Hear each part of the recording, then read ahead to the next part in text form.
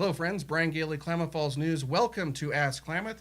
This episode, we're joined by Chip Massie, the Director of Workforce Development at Klamath Community College. We're going to talk a whole bunch of workforce issues, employment, a lot of different things in this episode. Guys, Damien, roll that intro.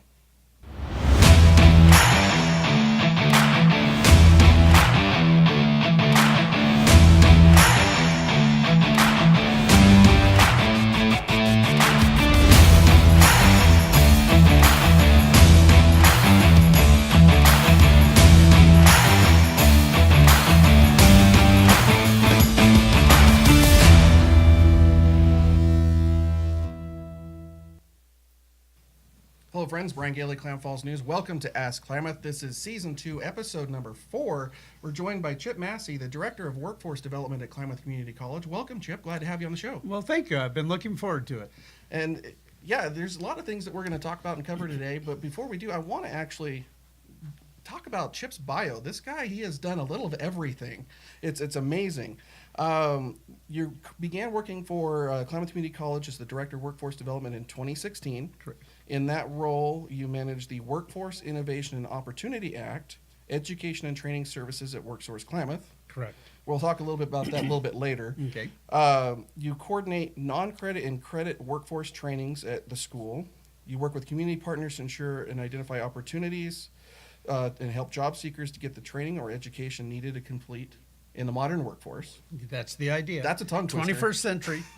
Yep. You were formerly the executive director of the Chamber of Commerce. You were there for 15 years. That's actually where we first met. Yep. You've served on numerous boards. You've taught classes on entrepreneurs and business, owned and operated and consulted with numerous restaurants, and you're still involved with Antonio's down in Alturas. That's correct. Minor partner, though. I don't work a lot down there. But how long is that relationship now? Well, we started that restaurant in 1989, in April of 1989, and then we actually brought it up here to Klamath, and that was how I ended up living in Klamath.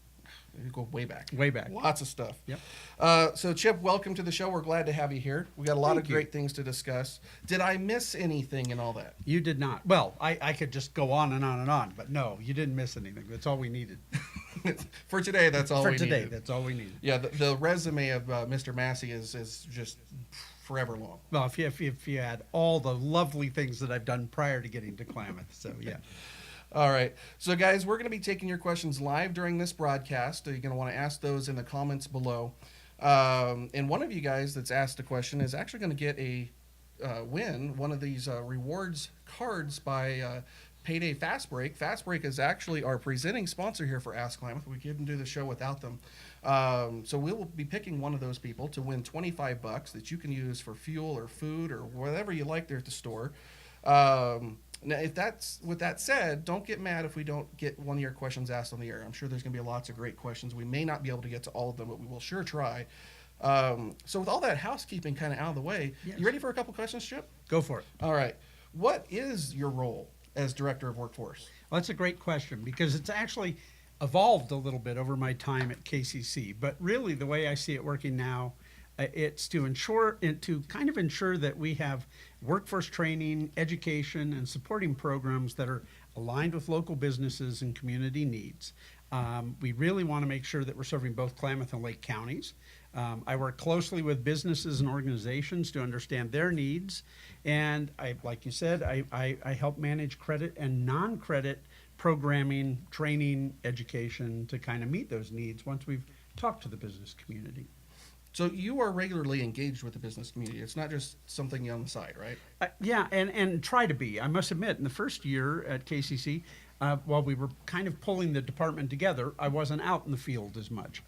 Certainly now I'm getting more of a chance to be out in the field and interacting. And I think it was really prescient for Dr. Gutierrez to maybe pick somebody with business connections. So having been at the Chamber for so many years, a lot of business advocacy in my background and a lot of business relationships. So we're starting to work through those to make sure that we understand what the real needs are in the community. It really helps you have your pulse on the business community, and you really do. It does. And I think, I I speak the vocabulary, so when I'm out talking to the business community, I was heavily involved in economic development here. I think those were the things that have really helped us establish some relationships and get a feel for what needs to go on. Very well. So what are your favorite duties in this role? Well, it's funny. If you'd asked me that a year ago, I would have thought the interaction with the business, and I don't want to say that that's not a primary responsibility. But the thing that I've found is the stories that I hear from the people that we've helped serve and connect to a business, and little things. So one recently we had a gentleman older in his 50s who had been out of work due to taking care of a sick family member. He was previously a commercial truck driver. He was trying to transition back into the workforce. We got him into the CDL program at KCC. He got a job within days of finishing it, and he sent just a really nice letter thanking everybody for how much work they'd put into getting him there. He and his wife are now planning to buy a home here. So it's exciting when you hear those things. And then just also recently we've had a youth group. So we also do youth programming for 16 to 24-year-old young adults. And it's called YETI, so it's the Youth Education and Training Initiative, and we do a summer work crew. And we did our first one here in Klamath, and actually they helped out at KCC. They were part of the landscaping crew the last few weeks at KCC. And 2 of those young men are already on a path to a job based on what they've done at KCC. Wonderful. And so those are the stories that I really like, and that's the thing that kind of warms my heart when I'm doing it. It's kind of nice. It brings it all kind of full circle. It does. Doesn't it? When you hear the stories of the success and all the work that goes into preparing Yep. for those stories, and then seeing them come to fruition, it's got to be very It is, and rewarding. And I'm looking forward to hearing from the businesses that we're starting to get people placed into. So this has been, a process, and we're learning how to do it well, and we're learning what the needs are. And I expect that we'll be getting good stories from the business side. You can say, yes, so this is somebody who really helped me. I'm looking forward to that, particularly around the young people who are trying to transition into work. So I'm excited about getting those stories. Wonderful. Yeah. So in your bio, when we talked about that, we mentioned the Workforce Innovation and Opportunity Act. What is that, and what do you do with that? So the WIOA is actually congressional legislation that appropriates dollars for workforce development all over the country. Lots of funding streams, so I don't want to get tangled up in it. But the idea is to help communities, businesses, organizations provide the kind of support and training that is going to get people back to work. So that's really what WIOA funding is. It goes all the way to adult GED, English as a second language, and then from there vocational trainings or just basic skill up. How do you re-enter the workforce? If I'm going in for the first time, what do I need to learn? So the funding is all about those kinds of things, and it comes in a lot of pieces. The WIOA legislation that I really interact with is the training and education side. So if people go to the WorkSource, we're a partner there. So downtown here in Klamath, if you go to the WorkSource, we're a partner. And what we provide is education and training. So it can be workshops, it can be just some basic resume development. Come in, talk, what am I trying to apply for? What am I interested in? And WIOA was a change from the previous legislation in that they really wanted to be business driven. They wanted the business community at the table talking about what their needs were. So that's one of the big focuses. They want it to be outcome based. So the idea is, are we being successful? Are we training people? Are they getting jobs? How is this working?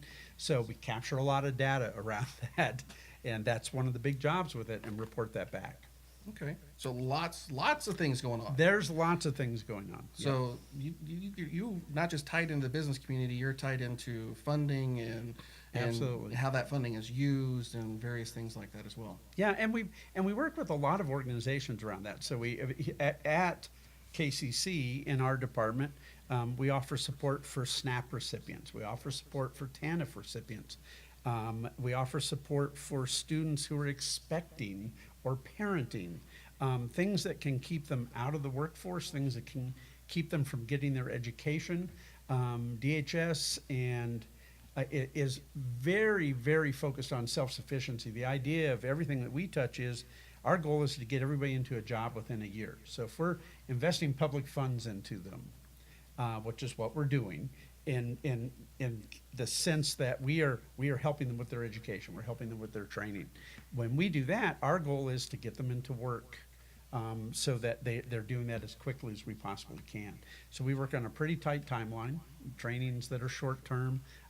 We can help people with more career type training, but the focus is really on getting people into a vocational programming, skilling them up, getting them into work as quickly as possible. That's awesome. 1 year to get somebody into a job. That's pretty good. That it is, and we're thrilled with the way it's going. Like I said, we're still there, we're still learning, we're still doing stuff, and now we're really doing the outreach part of it and understanding what the business community wants, and that's the new wrinkle for us. Wonderful. Well, Chip, thank you for answering that. Do you have any questions for Chip? Now's a great time to put those in the comments below, because somebody that's going to have a question asked on air will win $25 by Fastbreak. It's going to be on a payday rewards card that you can use at any of their convenience stores. We're going to take a commercial break and be right back with your questions for Chip Massie from Klamath Community College. Fuel, refreshment, convenience, community, rewards. Fastbreak convenience stores with 7 basin locations at Madison Chevron, Homedale Fastbreak, Merrill Mobile, 97 Chevron, McDowell Fuel Good, Washburn Chevron, and Blythe Fuel Good. Fastbreak, convenience, community, service.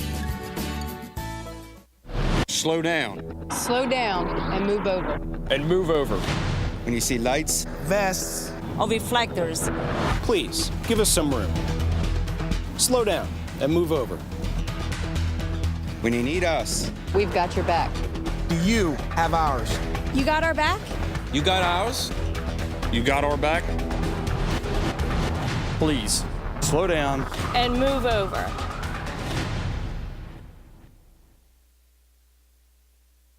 You can have your car taken to the shop of your choice. So my friend had her car taken to Excel Auto Body because she heard about their reputation for excellent work. They even gave her a written warranty that's good for as long as she owns that car. So Excel Auto Body is a very smart choice. Hi, I'm Rourke, owner of Excel Auto Body. No matter if the damage is minor or major, you'll want to choose us now. So if you are ever in an accident, you'll be ready. And remember, it's your choice what body shop you go to. Choose Excel Auto Body. It's your car, our reputation. To be in here. Hello, friends. Brian Gailey, Klamath Falls News. Welcome back to Ask Klamath. Our guest today, Chip Massie, the Director of Workforce Development at Klamath Community College. That is a mouthful just by itself. It is hard to say. So welcome. This segment is actually brought to you by CrossFit APE. They're located at 105 North Spring Street. CrossFit APE offers core strength and conditioning program built on consistently varied functional movements. Executed at high intensity. Learn more at crossfitape.blogspot.com. CrossFit APE, evolve your lifestyle. I want to thank CrossFit for being a sponsor of the show here. We couldn't do it without them, as well as all of our other sponsors and our commercial. You just saw the commercial break there. We especially couldn't do it without them. We want to thank them. Chip, are you ready for some more questions? Sure. All right. So we're going to kind of go into a little bit more depth of what the employment of the basin and things like that. Can you talk about the current unemployment rate in Klamath County and how that relates to the state? Sure. The August is the last month that they're showing this in. Klamath County had a 5.7 unemployment rate. Really, really low. Compared to the state, though, the state was at 3.8. So we're almost double, essentially, the state. And we're almost double the U.S. average, which was 3.9. So Oregon is kind of functioning a little better than even nationally. And that's exciting news, and that's good news. I think, and you and I have talked about this in the past, and definitely in the chamber world, we've talked about how you have to be careful about saying, you know, we're almost at 100% unemployment. There's certainly people out there who are underemployed. There's certainly folks who have dropped off the rolls. So when we say 5.7, I'm guessing that there's a few percentage points in there for people who maybe aren't even looking at the moment. Although we are seeing in our office here at WorkSource, and then even at the college, we're seeing people come through the door who are trying to re-enter, were trying to get back in. Maybe I was out of it for 3 years, and now I'm trying to get back in. And that's really the group that we're starting to get some focus on. Are you finding some of those people coming back to you, they're looking to do something different than what they did before? Or are they kind of getting skills up, skilling up, as you use the term, for current requirements in the job?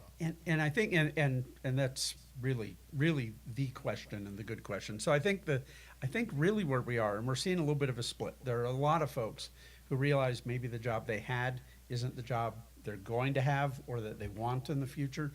So there are people who are coming in with, I want to transition to something. I worked retail, and now I'm thinking healthcare, so they're becoming medical assistants. They may be joining the CNA program.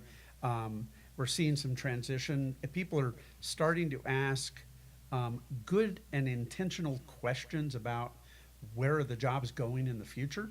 So Which actually was going to be my next question. Yeah, and so and then we can so they're asking those questions, and we're trying to make sure that we're hooking up with occupations that are going to be around in the future. And the other thing is there's a realization, and this is something that we talk about a lot, that the skills you needed in the jobs this last decade are very different from the skills you're going to need in the jobs in the next decade. Very true. And so, and what it's going to be a transition. We're going to have to figure it out. So are there any job categories that are seeing a higher demand than others? Is there job categories that people seem to be gravitating to educate themselves as well? I think for us, we're seeing a lot of movement in healthcare, and at all different levels. So there's and some of what's driving that is Sky Lake's expansion, and healthcare. One of the things that's intriguing to me about all industries now is, and healthcare is a good indicator of this. It's more than just being a nurse or a doctor. The Sky Lakes has apprentice and journeyman electricians. Their maintenance staff is huge. The people who are working in food service at a hospital, huge. They're reaching into our culinary program to pull people, into the business. So when you begin to look at what a large-scale hospital offers to the community in the way of jobs, you can see why healthcare is attractive. There's a lot of supportive services there where you're actually doing patient time, or you're actually doing analytics, you're actually doing this thing. But there's also a lot of services that you can transition some of your skills into and get a good paying job in the healthcare industry. We're seeing that a little bit in manufacturing. We're seeing that in some of these other areas. And locally, there's a lot of that. Construction, there's a real need for people to go into construction. That's been really that group was hit hard in the recession. Yes, it was. Yeah. Yeah, a lot of people who were in construction ended up finding work elsewhere. And they didn't come back when the jobs came back. That's right. So that one's been pretty tough as well. Which leads us into kind of the next couple of questions. Are there any employment opportunities coming up or existing right now that would provide a living wage job that aren't just fast food restaurants? We have a couple of fast food restaurants coming to town, which is great, but at the same time, that's not necessarily a living wage job either. Yep. Is there something coming down the pipe? Well, and so one of the rules around WIOA is that you're not training people for minimum wage jobs. Now, sometimes that's a great entry for them. So I'm not, it's not like we wouldn't help somebody get their skills up to actually move back into the workforce at a minimum wage job. But the whole goal is to move people dollars ahead of the minimum wage. And so again, healthcare is one of the ones we're focused on. We can churn out 20 medical assistants every 150 days, as an example. And generally, they're picked up somewhere. They're either at one of the assisted living facilities. They're actually being drawn into Sky Lake. Some of them have gone on and done it. I'm coming back. I'm going to do some further education and maybe get my associates or, a nurse. So in health information management. So as we look at it, we're trying to figure out where can we get them those $2, $3, $4 over minimum wage. And what are the industries that are capable of doing that? Manufacturing is certainly one locally. Construction is one locally. Once you kind of get past that entry-level position and you start moving up, and it's more than just pushing the wheelbarrow or digging the ditch, now all of a sudden you're getting into dollars over minimum wage. Right. So with that, and talking about those things, is there some struggles that employers are having right now being experienced. Let me rephrase this. What are some of the largest struggles, I should say, that employers are seeing in the basin right now? And how does this compare to other places in the state? Well, the things that we hear, and I'm not sure that you hear anything different. There are certainly across the state, there's different issues maybe. When you get into the metro areas, they have a slightly different set of issues than we do in an urban area. But the number one thing that I hear regularly, you hear it talked about in the news and in the media, soft skills, work readiness. And that can be as simple as passing a drug test, showing up on time. And those are questions that are hard. Who gets to teach that? We've made that part of what we do. So our non-credit trainings include an orientation about why that's important. We bring in employers to talk about who they will and won't hire so that people understand that there are real legitimate rules around going back into work, and you have to behave in a professional way. And we certainly, we work with people who have had some issues, have had some barrier to getting back into the workforce, whether that's long-term unemployment or that's a past issue in the criminal justice system. They maybe had an addiction that they have overcome and are trying to get back into it. So a lot of the folks that we see right now, because the market is really in the favor of the employer, right. Because there's a lot, people are pulling in as many skilled folks as they can. So a lot of the people that we're working with are the ones who need that.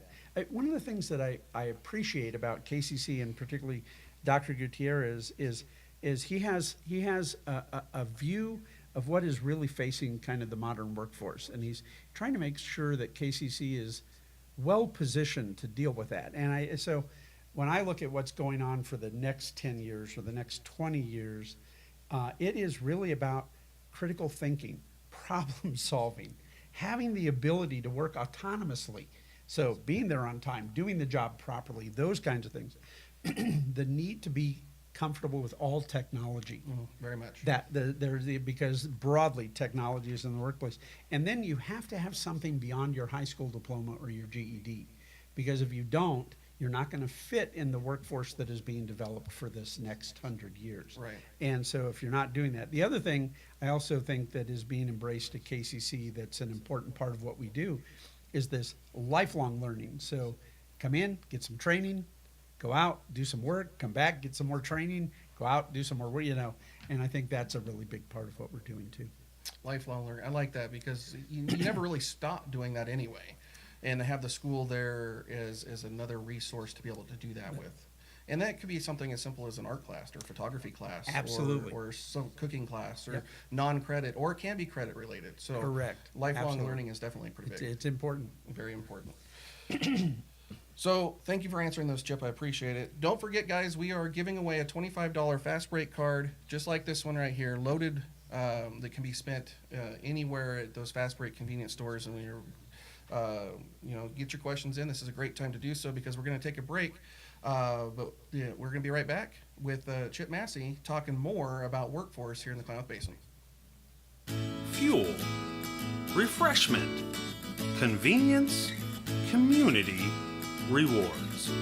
Fastbreak convenience stores with 7 basin locations at Madison Chevron, Homedale Fastbreak, Merrill Mobile, 97 Chevron, McDowell Fuel Good, Washburn Chevron, and Blythe Fuel Good.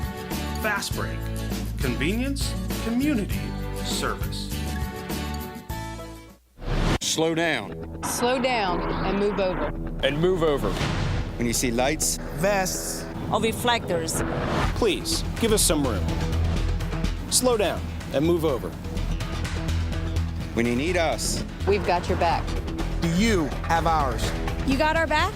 You got ours? You got our back? Please, slow down. And move over.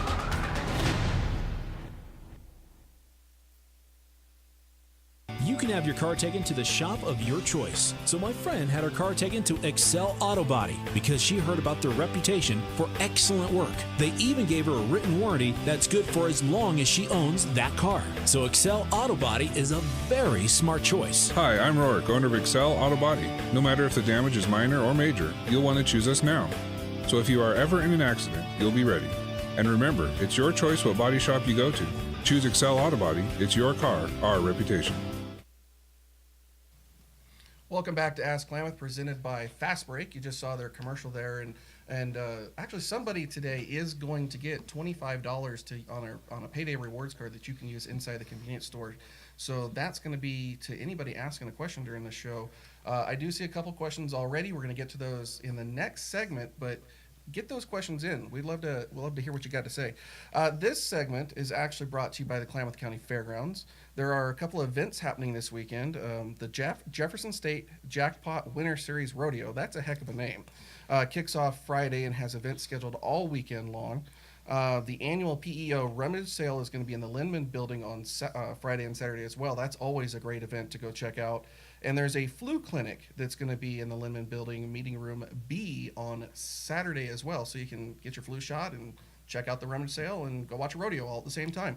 If you want to learn more about what the fairgrounds can do for you, head over to kcfairgrounds.org and you can see what's going on right there, or maybe they can host your event. So coming back to that, Chip, we get some great questions we had in that last segment there, Yes. talking about workforce in the basin, Thank and you. I got a few more. And mainly, we're kind of talking more of a workforce as the bigger picture at this point. Yep. Is the Klamath County, the Klamath Basin, is it attractive to large businesses? Because it seems like we struggle to get large businesses. Well, I believe it can be attractive. So to large businesses, I mean, just in a general sense, I think we have some really excellent infrastructure that's in the community that can do that. So rail, good highway system, on 97, so trucking is pretty good. Working obviously on more air service, and there's things that we're still kind of working on. So we can be attractive. What we're not seeing, excuse me, is big business moving. We're not, people are kind of settled in where they are right now. And I don't know that will change until larger businesses begin to see strategic value in a move. So if they want to start serving the Pacific Northwest, if they want to serve Northern California and Oregon and Washington, now all of a sudden Klamath is really in the mix because of what we have. But they're not just packing up and moving because it's a little cheaper. Mm-hmm. At one time, that was something that could drive it. I was, and I think the other thing that Klamath is working on, and I obviously interact with the chamber and I interact with KCC, the Economic Development Organization, trying to figure out what are the unique opportunities out there, what are the things that we offer. And one thing that struck me recently that was kind of interesting was going to the groundbreaking for Red Rock Biofuels over in Lake County. And that company is generally viewed as a startup. It's the first facility of its kind, but they were driven by, they needed fuel for their process. And there's a lot of timber lying on the ground over there that's out in those woods that needs to be cleaned up and brought in. There were enough private landholders who had that, so that gave the railroad is right next to that where it is. So when you start to look at it that way, potentially the industries of the future could take a look at a place that has 300 days of sunshine and think, okay, that's one of the places I need to go. Do they have natural gas? Yes, we have natural gas. What are the things that we need? Can we get a rail spur in? So, I think there's opportunities, and I think we have organizations that are working on getting that, but it's all about strategy and where they're going in the future.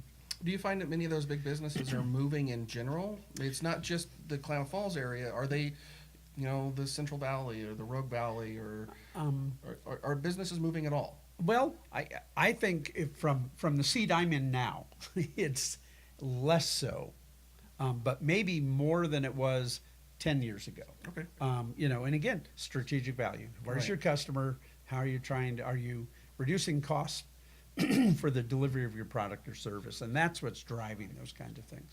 Okay. Would, if a large employer were to come to the basin and needed several hundred jobs, is the basin ready for that? Well, yeah and no. So it would be an exciting advent. The thing that one of the things that I get to do every day, and when I work with the business community and our partners locally, we have been brought into those discussions. If we bring a large manufacturing facility to the community, can they get 300 people to help them kick off? And then can we keep filling that pipeline going forward? At one time, I would say, no, we weren't able to answer that question really well. Now we are. We do have a workforce that has a set of skills that can translate to other kinds of things. So if they're in manufacturing, particularly in wood, we still have people who worked in the forest and done mill work and those kinds of things. It's an older population, but it wouldn't be as tough to transition them. And so we do have it. We also have the partnership now, I think, across the K-12 system with East Cascades Works, which is kind of the contractor for WIOA, the Regional Solutions, our local organizations, the economic development, and the business development folks.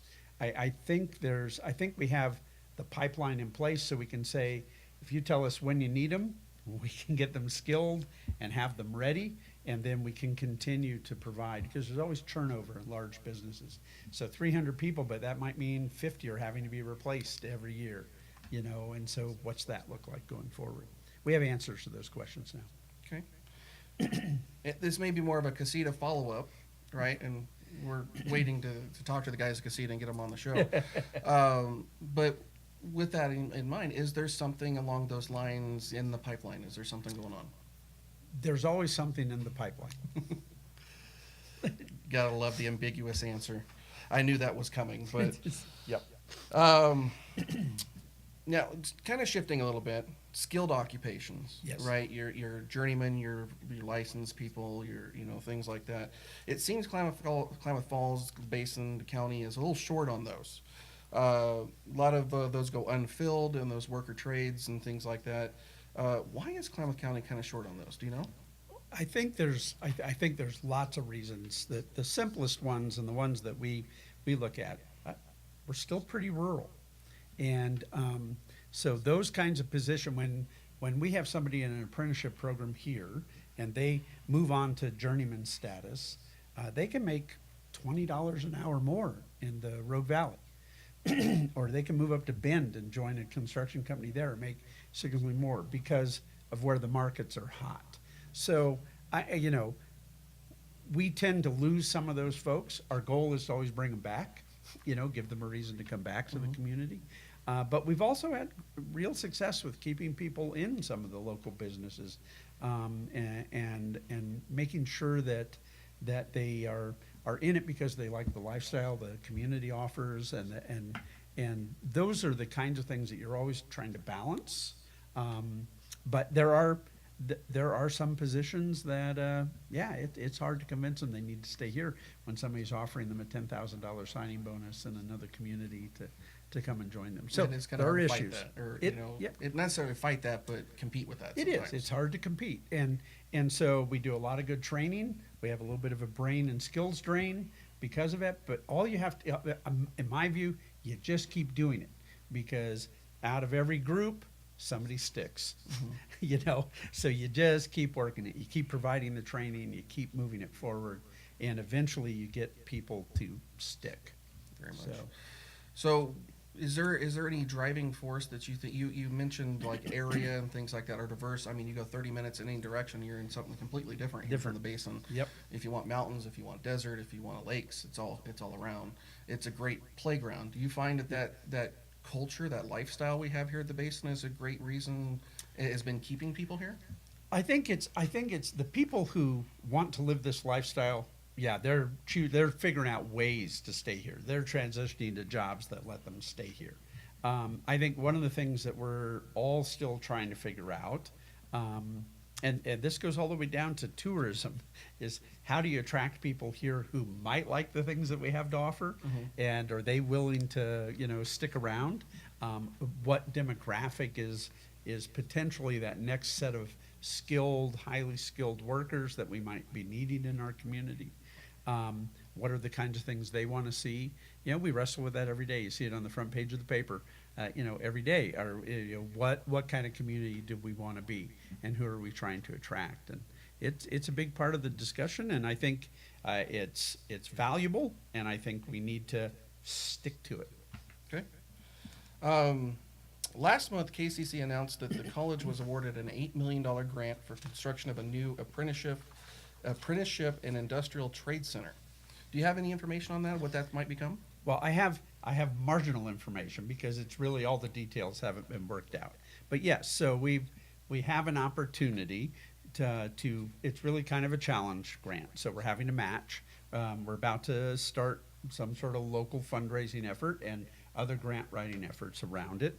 I think that's one of the things that the leadership at KCC is very proud of, is not having to ask the community to fund a bond or some sort of tax issue to help do this, that they're choosing to participate in it because they see value in it. I think that's really good, that we're attracting organizations outside the area who are investing in these kinds of things. So really our goal is an apprenticeship and industrial trade center. And there's a lot of elements to it, and I don't have all the details. Slowly it's going to be coming out. You're going to see more and more in the paper. There's been a little bit shared, but there's going to be a real focus on fire training, so that our programming around fire and emergency services has a place to really work. So there's going to be a big chunk of concrete to drive things around on. There's going to be the goal is to have training facilities built there that will support that. And then a large space that's going to be pretty flexible, that'll focus on the trades that are needed at the time, expansion of the apprenticeship programs. You hear people talk a lot about non-traditional apprenticeship, and some of that is entry-level construction. Just that basic, building a whole new group of framers for the construction industry, a whole new group of masonry folks for the construction industry. We see real opportunity around taking our CDL program into heavy equipment operation, and what does that require? So as we look at this, that's really what the center is being developed for, is how do we put things in it that we can be really responsive to the local needs or even the regional needs. I would say fire is one of those things that's very regional in nature. It's probably Northern California, some of Nevada, most of Oregon, maybe a little piece of Idaho. I could see all of those kinds of things really kind of coalescing around the center, and then traditional apprenticeship. So right now we do plumbing, electrical, millwright, the expansion of those programs and the addition of others that are needed.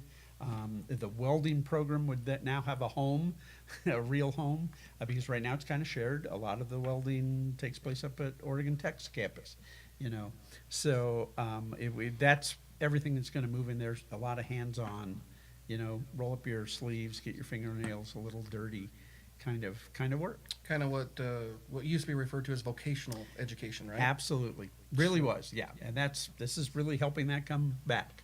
Okay. Yeah. That all sounds wonderful. I can't wait to actually see that myself. Me either.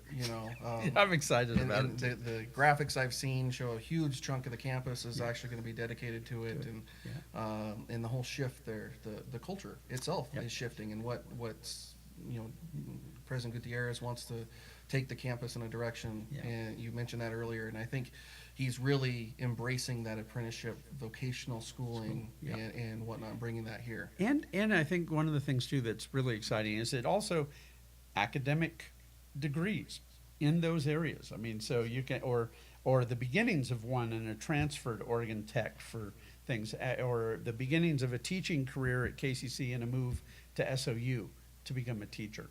So I mean, I think there's real intentionality about what we're working on and what programming the college needs to be supportive of, what programming is going to help our community. How does expanding these kinds of programs benefit everybody? And so you ask the question, do we have enough of a workforce if some large company came in? Well, this is all part of that puzzle, and to answer those questions. It's all the part of the puzzle, as you said. We got to have the pieces to complete the Yeah, you puzzle. got it. So that's a great thing, guys. We're going to take a break here in just a minute, but don't forget we are giving away $25 to Fastbreak, our presenting sponsor here of Ask Klamath. Get your questions in. I've seen a couple of questions in the feed below. Get those in. We're going to be asking those next as we come back with Chip Massie, Director of Workforce Development, Klamath Community College. Community College. Yep. We'll be right back. Thanks.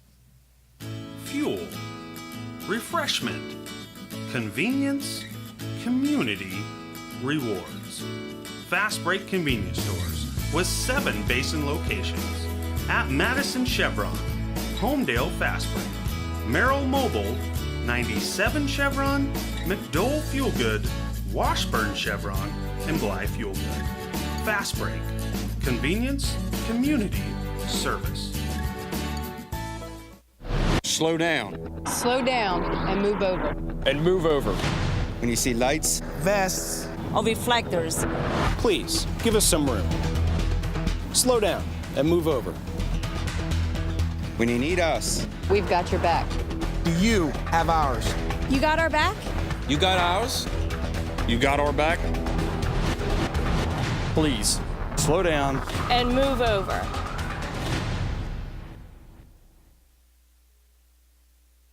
You can have your car taken to the shop of your choice. So my friend had her car taken to Excel Auto Body because she heard about their reputation for excellent work. They even gave her a written warranty that's good for as long as she owns that car. So Excel Auto Body is a very smart choice. Hi, I'm Rorik, owner of Excel Auto Body. No matter if the damage is minor or major, you'll want to choose us now.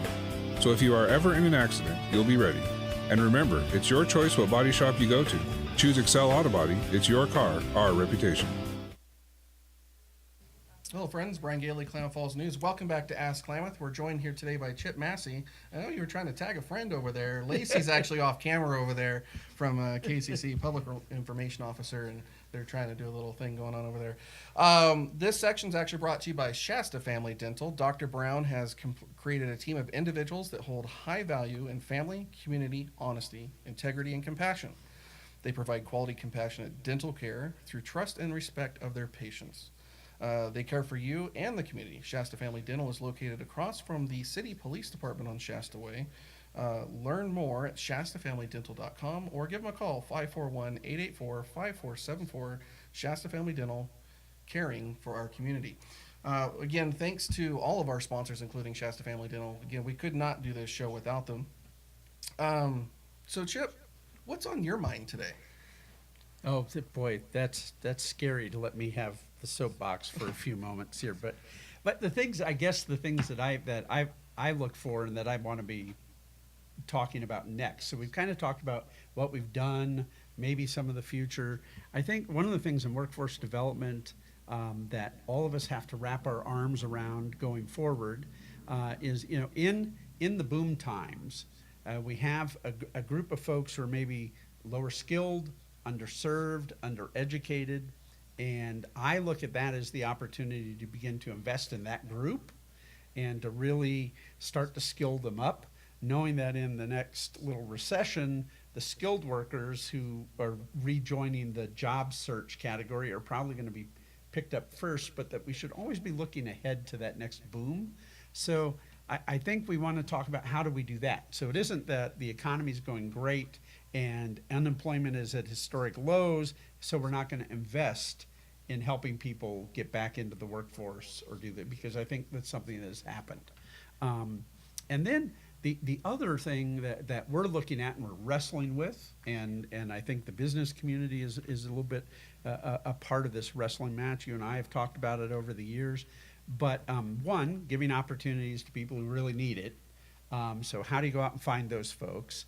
And that can be somebody who is incarcerated, maybe trying to re-enter the workforce, somebody who has some language barriers, trying to get back into a better job in the workforce. How do we start to work together on that? And then how do we all take on the mentorship and coaching role for our young people? Because that's one of the things I do hear from the business community is the young people don't have the work ethic that they would like to see. And I view that as legacy businesses, kind of those long-term businesses. They're feeling that pinch. You go into the more metro areas, and they're working with what they have a little more, Right. and they're not trying to put people into boxes. And I think we have to figure out how to do that. I think we have to figure out. I think at one time, and I don't say this as a bash on policy or on sweatshops or those things. I mean, I think we've gone through this transition that has now put young people into the position of not necessarily joining the workforce as early as they did in the past. And the business community is hurting around that, because now they're having to do that soft skill development on the job. Mm-hmm.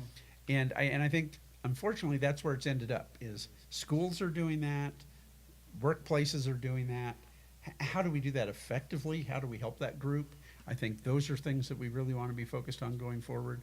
We're working closely with Warner Creek Correction Facility over in Lake County, because they release a lot of folks back to Klamath.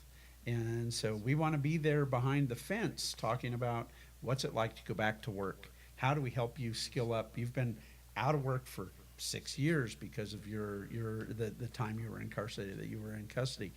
How do we help you get back to work? Who are some of the employers who are going to look at you and say, well, okay, we're going to take a chance on you? And how do we make those connections? I also think one of the things that's coming up that's kind of interesting and scary is this whole concept of the gig economy and the side hustle, and how people are putting 3 or 4 jobs together to kind of have a full-time job. When I look at the gig economy, we're thinking, how do we do a class on preparing yourself for the gig economy? Because you're now, it's kind of like entrepreneurism, but not exactly, because you're actually working for somebody. And so how do you sell yourself? How do you write the right contract? How do you meet the project needs? What are the things that you need to know to actually enter into this and be effective? How does that impact your retirement? I think there's some this disruption that's taking place from kind of traditional industrial society to knowledge and technology. I think that's going to be a very interesting time for us, and it's going to be there are going to be some moments in it where there's a lot of tension and a lot of frustration, and I think we need to start thinking about that, because that's coming. Mm-hmm. In the next 5 years. That conversation is going to be here. It's going to be here in a big way, and I think all of us need to kind of be thinking about, how am I going to deal with that? There will certainly be some folks who say, I'm out of here, I'm done, I don't want to deal with it. But there's going to be a whole group that has to deal with it, and what are we going to do with that? So Always looking to the future. yeah, look ahead. You got to find that crystal ball and see Yep. what it actually says. See what's right? going on. Yep. So going back to what you said there, is whose responsibility is it to get people prepared? Work ethics, getting to work on time, dressing appropriately, and how you speak, and who you speak to, and how you speak to certain people. Right. In things like that. I actually started my first part-time job was actually working for my father at about the age of 12 or 13. Yep. I don't know when did you start? Well, and I'm very careful about saying this, but my dad is no longer with us. I started at the age of 7, crushing ice in the back of the bar that my dad managed. And so I probably wasn't supposed to be there, and they had to put a big egg crate up by the ice crusher so I could operate it. But yeah, I have real memories of the space. I mean, I don't remember how much work I ever did, or if I was ever very effective at the age of 7 or 8. Right. But my first real job was at 16. Okay. Paycheck, had to be there on time, had to dress a certain way. You don't see that as much anymore. A lot of it rules and policy, and it makes it tough. It does make it tough when you got insurance that says no, we can't cover anybody that's not 18. Right. Right. It's kind of hard to get out there. I know there's a lot of farmers out there, and their kids might help them with driving a tractor or throwing hay or something like that. Damien's actually over here. He's doing our production. Damien, when did you start your first job? About 16. About 16. About 16. So Damien's first job was about 16. Lacey, I'm going to ask you the same question. She's actually off camera over here. When was your first job? 16. Now, my son he helps me on the side, so I could probably say, Yeah, he's about that same age, 13, 14 years old.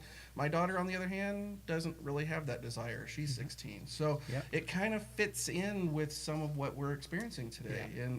And you know, there is a lot of different organizations, different trainings. I know the county is working with a few the county school district, I should say, Yep. is working with a few organizations. And I think it might be through you guys as well, where there's some volunteer opportunities for them where they Right. can go in and maybe they're doing more job shadowing than they are actually doing like Work in internship. it, right. But those are great opportunities where kids could get out there and learn some of those things as well. Yeah, and I think what's kind of happened is by default, the educational system is taking on some of that mentorship and development of that early workplace skill,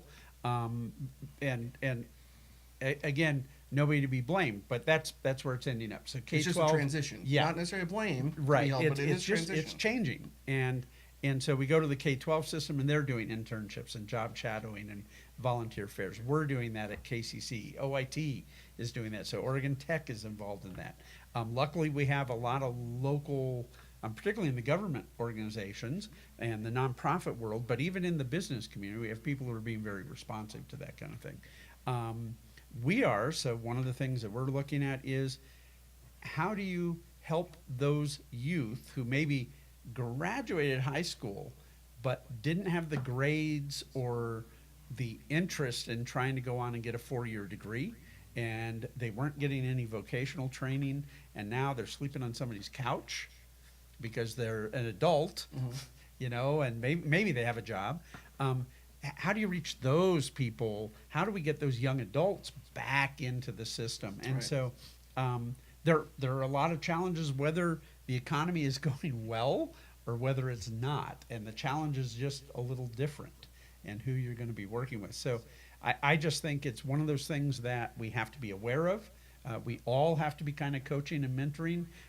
We all have to be saying to the people around us, hey, how can we help? What can we be doing? Can we connect you with help? I don't necessarily have to do it, but can we connect you with somebody who can be And helping you? connecting actually I was just thinking here as you were talking, there's actually a couple of different options here for young people as well. You have the military, Yep. right? You have college. You can go directly into the workforce, whether you have that formal education or not. Yep. Right?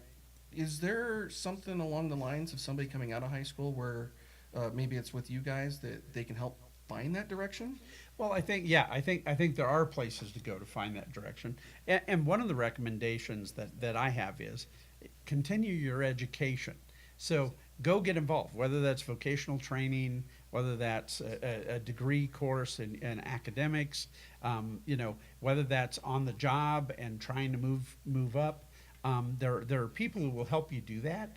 And the thing that I have found is sometimes the folks who are not working or not in the programming are hesitant to ask the question or seek some help. Right. And so we're hoping that the business community helping identify those folks. Hey, I have a person here who I think has the personality I want, but they don't have the skills I want. How can KCC or how can WorkSource or how can we help this person get that set of skills I need them to have to offer them a good job? And by the same token, the job seeker's got to be thinking, what's that skill set, that next employer? Right. And you even talked about it. I mean, the hierarchy of being in the workplace. How do I talk to my boss? How do I talk to the owner? Those are very different. How do I talk to my teammates? Right. The way you talk to your teammates is way different than you talk to the CEO. That's exactly right. And so it's there are a lot of things to learn, and we kind of forget that. I've been in business a long time. You started working very young. You forget when you get to this age what it's like to be that age and first starting out. And so that's another one of those things that I have to remind myself every day when somebody says something I find frustrating and like, wow, why aren't you getting this? Well, they haven't had to deal with it. Right. Well, let's see what questions we have here. Go for it. Looking at our live questions, Brandon Christopher Rust actually has a couple of comments. It says, first one says, Chip is the man. Thank you, Brandon. And he says, nice job on the trade school boys. So I have to agree with that. I'm really happy to see that coming along. It's it's a great project. And I'm really excited to see where this is going to end up. Yep. A lot of people are watching. Janice McKee is asking, are businesses hiring senior citizens? Yes, we are seeing that, and there's some organizations that are around to help. So there's a group called Experience Works that's for 55 and older, and they help place them into jobs if they're trying to transition from a previous employment to something new. We are seeing more and more of that. The other thing that we're seeing, I must admit, so not only are seniors being hired, and it depends on where you are, lots in retail, lots in some of the service industries. But so depending upon what their interests are, they can find work. But we're also seeing seniors hang on to their jobs. So people who might have retired a few years ago, now that the recession hit and sizable portions of their retirement went away, we're seeing people hang on. And that's also causing disruption. So probably the sooner us graybeards move out of the workforce, the better off for all the folks who are a little younger than us, coming up. But there are jobs out there for seniors, and there's programs to help with that if you're kind of stuck on it. So cool. And then one more thing we have here is a comment. Cooper Roberts Garrard, hey Coop, voice of the Pelicans, says, hey Brian, good looking studio. Hey Coop, thank you very much. We got a lot of pride in our location here. So not seeing any other questions popping up. We really only had one straight up question, and that was for Janice. Our business is hiring senior citizens. So, Janice, I will be in contact with you because you really had the one and only main meat of a question, if you would. We're going to get you $25 from Fastbreak for that. Congratulations. So, anything else on your mind, Chip? Is there anything else that we may have missed that we should cover that? I got to say a lot of stuff, so we did, and actually we're coming right up on an hour, which is our goal, and we filled the hour with a lot of stuff. You're gonna have to check this one out. If you didn't get to watch the whole thing, it's okay. Facebook's gonna do their magic, and you can rewatch this anytime. But Chip, I want to thank you for being our guest here on Ask Klamath, presented by Fastbreak. Thank you very much. Congrats to our winner, Janice. I'll be in contact with you as well.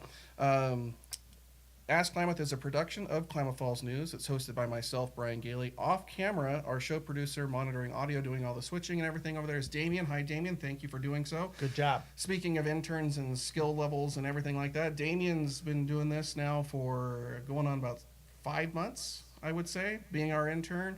He's wrapping up his education up at OIT, and I greatly appreciate him, and he will be missed when we get to that point.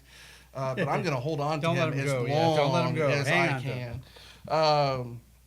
Like I said, if you didn't catch the entire broadcast, don't worry. Facebook's going to do their magic. You can rewatch anytime. And you can also rewatch past episodes on AskKlamath.com.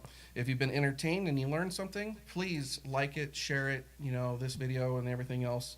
We're on all the major social media channels. Just look for Klamath Falls News, Instagram, Twitter, Facebook, all of them. We're there, YouTube. Next week will be episode 5 of season 2, and we're actually going to be greeted by Taylor Tupper, who is the Democrat candidate for House District 56. That is the seat currently held by Republican Werner Reschke. So that should be a great episode. You're going to want to tune in for that one. It's almost a can't miss one just before the election. On behalf of my guest, Chip Massie, with an IE, not a Y, I'm Brian Gailey. Thank you for watching. We'll see you around the basin. Bye.